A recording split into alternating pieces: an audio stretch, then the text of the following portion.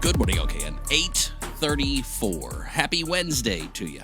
Always like chatting with the organizations doing a lot of great things in the community. One that we get to spend some time with, Angels and Sparrows, located in Huntersville, North Carolina. Brandi and Mary join us this morning. How are y'all doing? Good morning. How are you?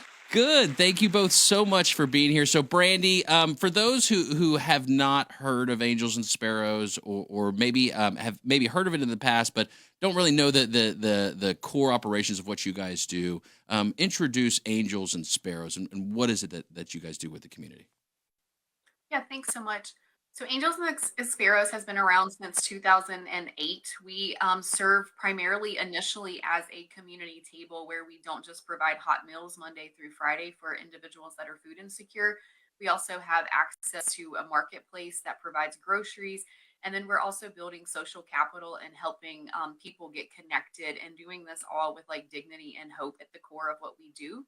And so about 4 years ago, we definitely wanted to do something to expand our mission and figure out how we can move families just from stability to actually thriving.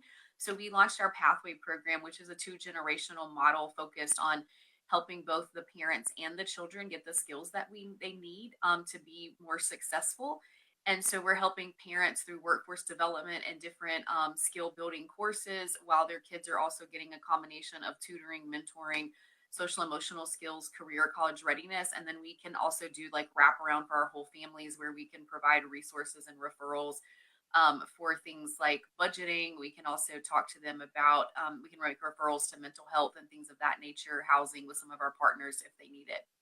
A lot of wonderful things. We've even spoken with some in the past who have come out of the programs and are now going to schools and getting educations at levels that they didn't even think were possible for themselves, right? Previously. It's not magic. It takes help. It takes people. It takes a village to do it.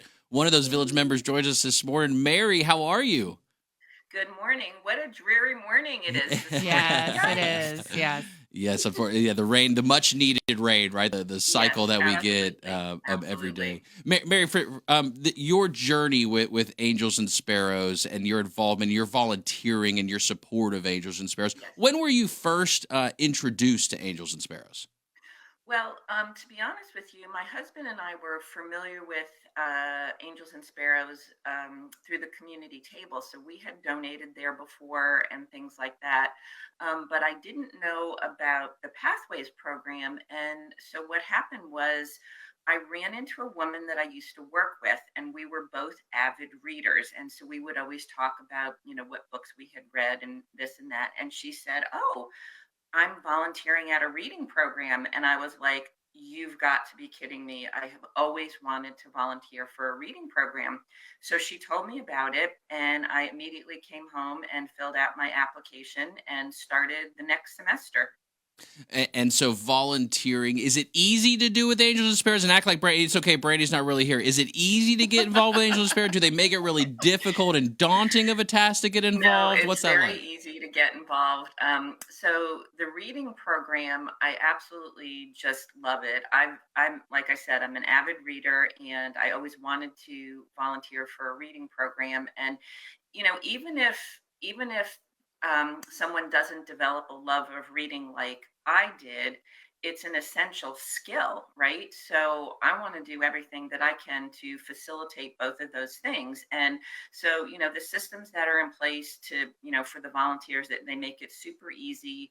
The reading program is Monday through Thursday, and it's 2 nights a week.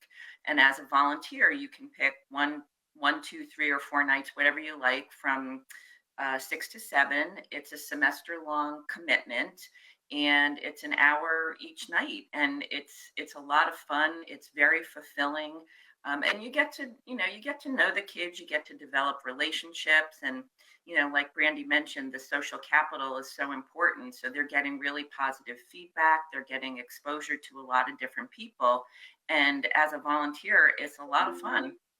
There's social capital and there's capital, meaning it takes real dollars too to facilitate these programs and do that. Brandi, the overall funding sources, right, in the nonprofit world for Angels and Sparrows, Yeah, walk us through kind of where do y'all primarily get your funding from as part of when you guys budget and you want to facilitate these programs? How does it go? Yeah. So we try really hard to have a diverse funding stream so that we're not solely relying on one entity or another, but we have a mixture of, we have a lot of local churches who are great supporters of Angels and Sparrows. We also get grant funding, foundation funding. We have corporate partners, and then a large donation platform that we have is just individuals in our community and families that are willing to just wrap around us and support. So those household income or household donations is a huge piece of what we have as well. So we really just focus, like I said, again, on diversifying and not really leveraging on one stream or another. And so, Mary, I hope it's okay because I think I'm allowed to ask you this question. So, at what point did you say and your family say, okay, we want to support financially toward Angels and Sparrows as Well, well? we had been donating from time to time, and then once I got more involved with the program, and I realized how important it is, like because I was experiencing it firsthand, right? You know, it's one thing when you sort of know something on the periphery, and then when you're really involved in it, it really changes your level of understanding. And at that point, that's when it became much more important to me to donate financially. And as a matter of fact, my aunt, by love, um, before she died, she knew that I was involved in this program and she absolutely loved it. She was a huge proponent of education and she herself was a voracious reader. And so when she died, I donated money in her honor because, again, she and I both loved reading and she was all about education. And so as I've become more involved, it's become more important to me to be able to help financially.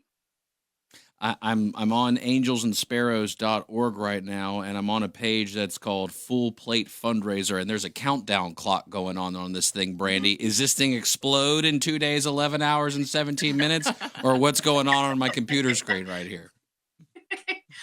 Yeah, so we in the past we have had an event called Gather and Give, and we're not fully saying that's going away, but this year, just because of the demands of reductions in resources that our families have been relying on at the federal level, we just really did not have time to put together an event. And so what we have done is launched a giving campaign asking our community to really wrap around us and support our neighbors in need. The funds support both our community table, making sure families have the food that they need to be stable, and then also providing pathways to hope and opportunity through the Pathway program. And so our goal was we originally set a goal and it was a 6 week giving campaign, and that ends on October 31st. But obviously, we still need lots of support now giving that goal, but also ongoing. I mean, one of the things that we're currently facing right now is what is it going to look like if SNAP benefits get cut out for 140,000 people in Mecklenburg County that rely on those, because that could potentially go away effective November 1st with the current government shutdown. And so it's really one of those things that we ultimately need support from the community, because we need to be nimble to figure out how we can adjust and best support those that just really have lots of needs right now. And so, kind of the concept of that is just that our plates are full and we need the community's help to keep our neighbors' plates full. Mary, for whenever you get that opportunity to volunteer, some of those moments where you see actual effect in people's lives, does anything come to mind with that, or any of those memories you've got? Yeah, as a matter of fact, there's a recent story from this semester. So the program has evolved over the past couple of years, and the team is really working to make the education program the best that it could be. So when I initially started, I was working one-on-one with children, and now I'm a leader with 5 kids, and I have 5, 9, and 10-year-olds, which is a handful. And there's one little boy who, he started coming, and I knew of him. I hadn't worked with him personally, and he literally would not speak to me and he wouldn't engage. He just would sit there. And I said to myself, well, I don't know what this young man's life is like, but I'm going to be kind and respectful and have fun with him. And last week, I did it. I got him to talk to me. And I thought that was like a big win. Like, we were working on a project around careers, and the kids were drawing pictures about what they thought they might want to do in the career. And I was looking at his picture, and I just kept talking with him gently and easily and kind of teasing him a little bit. And eventually we engaged and he talked to me. So I view that as a really big win.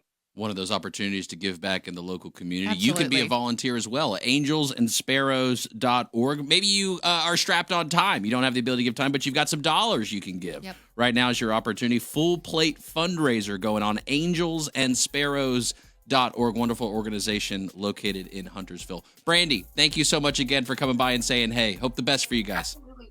All Yes. right. Thanks so much for Thank having you us. so much. Have a great day. We'll be right Thanks. back with more good Bye. morning LKN and zero judgment about your dirty dishes.